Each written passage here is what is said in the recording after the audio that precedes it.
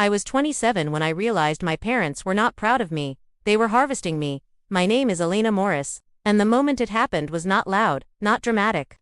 Just a quiet meeting room with bad coffee and worse smiles.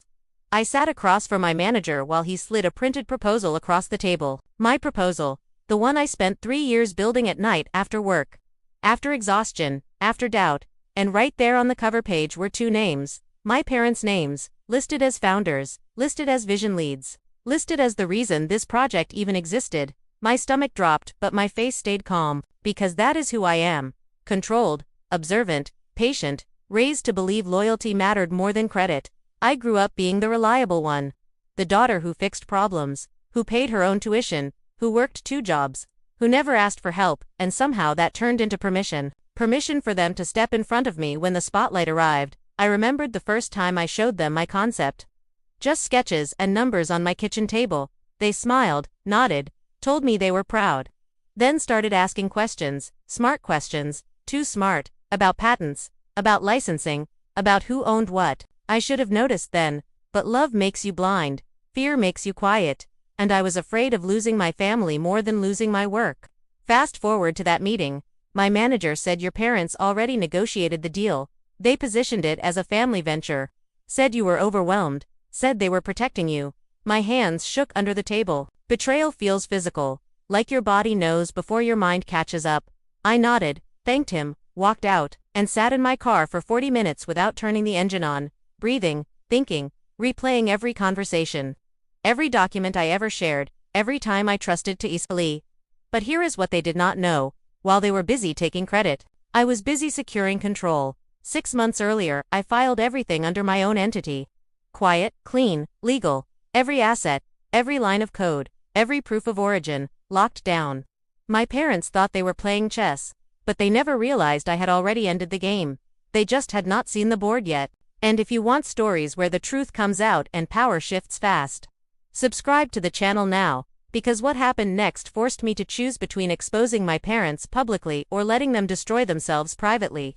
And that choice was about to change every relationship I had forever. Before everything cracked open, my world looked balanced from the outside. Stable job, steady income, polite family dinners. But under that surface, every relationship pulled at me in a different direction. My parents were always the loudest presence, ambitious, charming, respected in business circles. The kind of people who knew how to dominate a room without raising their voices. Growing up, they praised effort but rewarded results. And only when those results reflected well on them, I learned early that love came with expectations. Succeed, but do not outshine. Work hard, but stay obedient. They framed control as protection, advice as sacrifice, and I believed it longer than I should have. Professionally, I was known as Dependable Elena, the one who fixed broken systems and cleaned up messes without asking for recognition. My colleagues liked me, but they did not fully see me. I kept my head down, skipped office politics, and focused on execution. My manager trusted my output but underestimated my strategy, which was my fault. I let him think I was just a worker, not a builder, not a threat. My closest friend Maya saw more than anyone else. She warned me years ago that my parents' involvement felt off. That their interest in my work sounded like ownership, not support. I brushed it off, told her she was reading too much into it. Because accepting her concern meant admitting something ugly about the people who raised me. Even my younger brother stayed neutral, always avoiding conflict, always choosing silence, which hurt more than open betrayal. Because silence is a choice too. When I look back, the signs were everywhere. My parents introducing my ideas as family discussions. Their sudden connections in industries they never cared about before, their insistence on reviewing documents they did not need to see. I told myself they were proud, that this was what support looked like, but deep down I felt a constant tightening in my chest. Like I was being slowly boxed in. The root of the conflict was not money or credit, it was control. They needed to be needed, and my independence threatened that. Every relationship mirrored that same tension in smaller ways. Co-workers taking small credits. Relatives asking favors tied to expectations, even friends testing boundaries without realizing it. I started noticing how often people assumed my silence meant permission, how often my patience was mistaken for weakness, and while no one knew it yet, I was already changing, quietly redefining my limits, preparing for a future where I would have to choose between peace and truth, loyalty and survival, because when relationships are built on imbalance, Someone always pays the price. And I was starting to see that the next betrayal would not come from strangers. It would come from the people who thought they knew me best. The first real crack came late on a Thursday, the kind of night when offices empty early and decisions get made quietly. I was packing my bag when an email notification flashed across my screen. Not meant for me, but forwarded by mistake. My father's name in the sender line, my mother's in the signature, addressed to an investor group I had never heard of. My hands went cold as I read. They were pitching my project as their life work, framing me as a talented but emotional daughter. Someone brilliant but unreliable, someone who needed guidance. The words hurt, but the strategy scared me more. They were laying groundwork to push me out without looking cruel. Positioning themselves as the safe option. The adults in the room. I sat back down, heart racing, rereading every sentence, wondering how long this had been happening. Wondering how many rooms I was not invited into. Doubt crept in fast. Had I been naive? Had I waited too long to draw lines? Part of me wanted to confront them immediately, to demand answers, to force honesty. But another part froze, because confrontation meant escalation, and escalation meant risking everything I built. Pressure started coming from all sides at once. My manager asked if I was feeling overwhelmed, said my parents were concerned about my workload. An investor requested a meeting with them instead of me. Even my brother texted asking if I was okay. His tone careful, distant, like he already knew something he was not ready to say out loud. Inside my head, two voices fought, one telling me to stay quiet, to let the process play out, to trust the legal protections I put in place, the other urging me to act now, to expose the manipulation before it became truth. Fear wrapped around my chest, not fear of losing money, fear of losing my identity. Because if they succeeded, the story of my life would be rewritten without my consent. That night I sat alone at my kitchen table, staring at my laptop, cursor blinking over a drafted response I had not sent. One email could change everything. It could burn bridges, fracture my family, and turn a private betrayal into a public one. I thought about loyalty, about what I owed them, about what I owed myself, about how silence had protected them more than it ever protected me. The dilemma was brutal and clear. If I stayed quiet, I might keep peace but lose myself. If I spoke up, I might win control but lose my family. And as my phone buzzed again with another message asking me to trust the process, I realized the process was already moving without me, and whatever choice I made next would decide whether I stayed a shadow in my own story, or stepped into the fight I had been avoiding. Because the game was no longer about success, it was about survival. The next week felt like walking on a wire over a canyon, each step uncertain, every word measured. My parents, unaware that I had already secured every legal document, started moving faster, calling investors, sending proposals, celebrating our success in public forums. I watched from the sidelines as the world saw them as the masterminds. And I, as the dutiful daughter, keeping quiet became a skill. A performance. I smiled at meetings, nodded at questions, praised their vision while my mind raced through every option, every loophole I had created to protect what was mine. But the pressure did not let up. Colleagues whispered about the family project, friends asked questions I could not fully answer, and my brother started asking small, pointed questions that made me nervous. They wanted to know what I knew, how much I had prepared. At night, I lay awake thinking about the risks. If one investor dug deeper, if one colleague made the wrong remark, if my parents found out I had already filed patents and contracts under my own name, the ethical weight pressed down on me because legally, I was covered. Morally, I was shielded, but hiding the truth from the people who shaped my life felt like walking on sharp glass. Each step cutting in small ways. I began testing boundaries, subtly challenging them in meetings, dropping hints that I was not just a supportive daughter but a capable architect of this project. Their smiles never faltered, their charm never broke, and I realized they were so confident in their assumptions that they could not see mine. I started manipulating perceptions carefully, letting small successes slip through as coincidence, praising them publicly, negotiating privately. A delicate dance that required every ounce of focus I had. The tension built faster when an unexpected investor requested a full review of ownership documents. The email arrived while I was in the middle of a family brunch, my parents chatting casually, sharing stories of their genius. I felt a rush of adrenaline, a mix of fear and excitement. I could confront them, reveal the truth, or let the process move, watching them act out the victory they had not fully earned. Every option had consequences, and the lines between right and wrong blurred. I realized I could not predict which decision would break everything, which choice would keep me safe, and which might destroy the fragile trust left in my family. By the time I returned to my office, my inbox had exploded with questions, investor calls, legal confirmations, and even congratulatory messages for my parents. I sat down, hands trembling, heart racing, knowing that every action I took now, every word I typed, could trigger reactions I could not fully control. And as I stared at the screen, the blinking cursor seemed like a heartbeat, counting down to the moment when the first piece of the delicate balance would snap, leaving me to face the fallout of both betrayal and strategy. Wondering if I could navigate it without losing everything I built. I never expected the twist to come from someone I trusted most, the kind of twist that makes you question every memory, every choice, every person. You thought you knew it arrived on a quiet Monday, my inbox filled with an email titled simply, "Full disclosure from my oldest mentor." Someone who had guided me through every major step of my career. My heart skipped, because that person had no reason to interfere, and when I opened it, I felt the ground shift beneath me. Inside the email were scanned documents, correspondence, and signed letters that showed my parents had not just taken credit for my work, they had been actively planning to sell it to a third party without telling me. And what shocked me even more was the depth of their deception.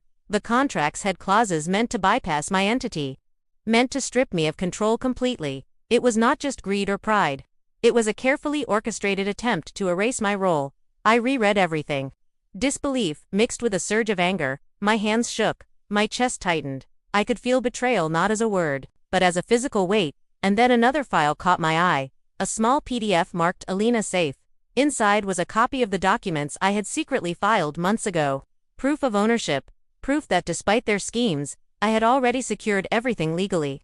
A slow smile began to form, relief mixed with shock. I realized I had been underestimated. Every move they made assumed ignorance, assumed that control was theirs to take. But I was already 10 steps ahead, and the revelation hit in waves. First disbelief, then disappointment. Then a strange clarity. I could act, I could expose them. But I also saw the option to watch. To let the truth remain hidden until the moment it mattered most. The moral weight pressed down, because this was not just about revenge. It was about legacy, about identity, about who controlled the story of my own life. I thought about the dinner table moments, the polite smiles, the times I doubted myself, the whispers from colleagues, even my own hesitation, and suddenly, everything fell into a new perspective. The betrayal was real, but so was my power, and that power came from patience, foresight, and knowledge that the very people plotting against me were blind to my preparation. I felt shock, yes, but also a thrilling sense of resolve, like a storm building inside, quiet at first, then unstoppable. And as I sat there staring at the screen, the files open, the evidence undeniable, I knew the next steps would define not just my career,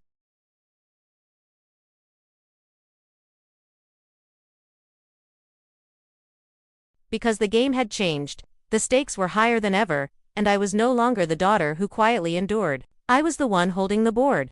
And I knew the moment would come when they would finally realize the truth.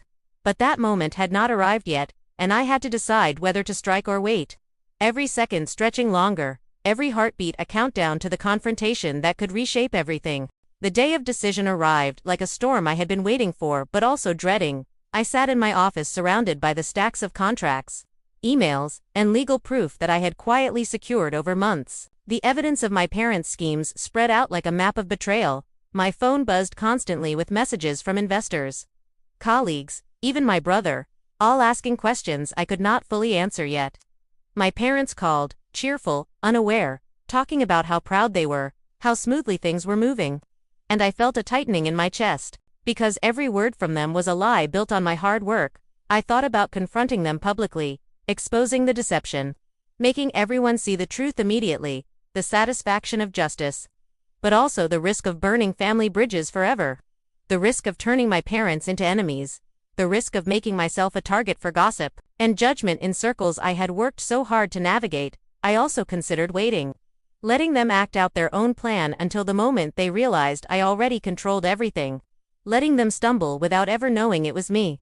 The subtle power of patience and foresight, the option to reclaim respect quietly without exposing my family to shame. The weight of morality pressed down. Was it right to let them believe they had succeeded when I had already won?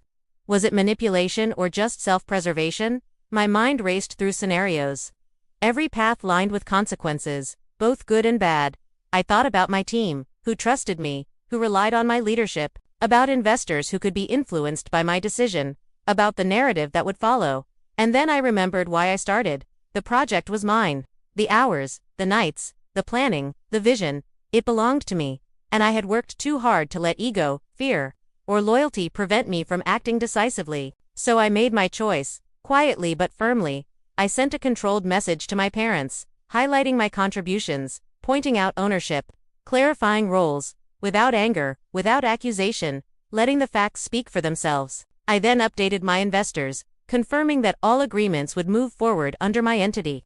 Legally binding, unshakable. I watched their reactions unfold over the next few hours, a mix of surprise, hesitation, and disbelief. But no one could argue the legal reality, and for the first time, I felt the weight lift, a mix of relief, pride, and cautious satisfaction. I had reclaimed my work, protected my future, and set boundaries that would no longer allow them to overshadow me. The consequences were not painless. There was tension in the family. Quiet glances, awkward conversations, and even some resentment. But I had preserved both control and dignity, and I realized that victory did not have to be dramatic to be complete. It could be measured, strategic, and deeply satisfying.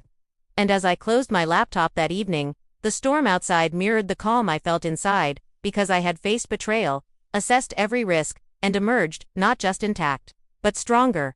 And I knew that from that moment forward, no one could rewrite the story of my work or my life without my say. Sitting alone that evening, the house quiet except for the soft hum of the city outside, I finally let myself breathe, the tension that had gripped me for months slowly loosening. I thought about everything that had happened, about the betrayal I had faced, the careful planning, the moments of doubt, the nights I questioned my choices, and I realized the lessons were larger than just business or family. It was about trust, how fragile it can be, and how easily love can become a tool if boundaries are not clear.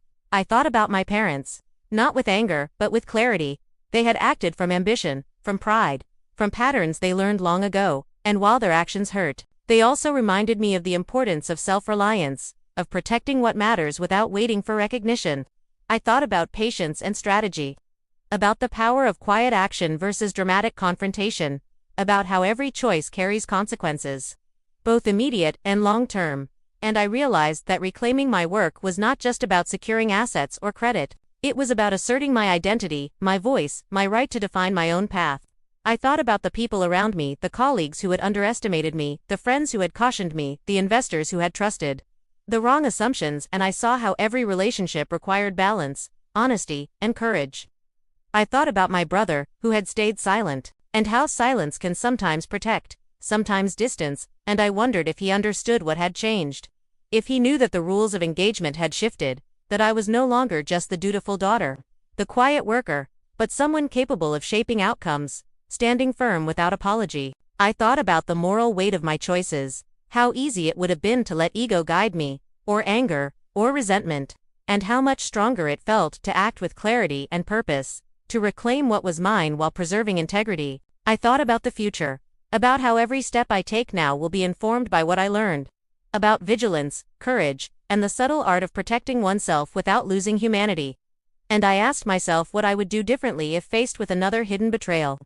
How I would set boundaries sooner, how I would trust wisely, how I would balance patience with action. And then I asked the question I want to leave with you: what would you have done in my place?